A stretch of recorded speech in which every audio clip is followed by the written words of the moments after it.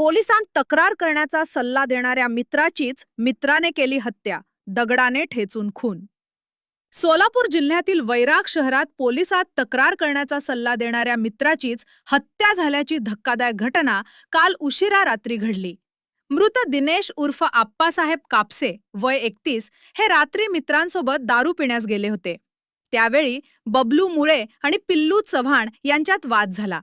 बबलू मुळे यानं लोखंडी हुकने पिल्लू चव्हाणवर हल्ला केला होता. याच कारणावरून दिनेश कापसे यांनी पिल्लू चव्हाणला पोलिसात तक्रार करण्याचा सल्ला दिला होता.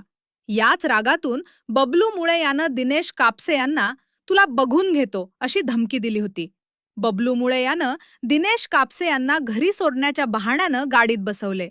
दत्तनगर प्राथमिक शाळेच्या मैदानात जात असताना "तू पोलीस ठाण्यात तक्रार का दिली नाही?" या कारणावरून संतापाच्या भरात त्यानं मोठा दगड उचलून दिनेश कापसे यांच्या डोक्यावर घातला. या हल्ल्यात दिनेश कापसे यांचा जागीच मृत्यू झाला. घटनेची माहिती मिळताच वैराग पोलीस घटनास्थळी दाखल झाले. मात्र मृत व्यक्तीची ओळख पटत नसल्यानं तपासात विलंब झाला. मोबाईलवर कॉल आल्यानंतर ओळख पटली. पोलिसांनी मृतदेह शवविच्छेदनासाठी बार्शी येथे पाठवला. घटनास्थळाजवळील सीसीटीव्ही फुटेजमध्ये आरोपी बबलू मुळे हा परिसरात फिरताना दिसून आला आहे.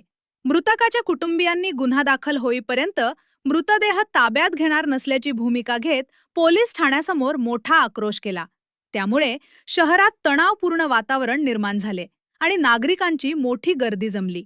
अखेरीस मृतकाचा भाऊ ज्ञानेश्वर कापसे यांच्या फिर्यादीवरून पोलिसांनी गुन्हा दाखल केला. त्यानंतर कुटुंबियांनी मृतदेह ताब्यात घेऊन अंत्यसंस्कार केले.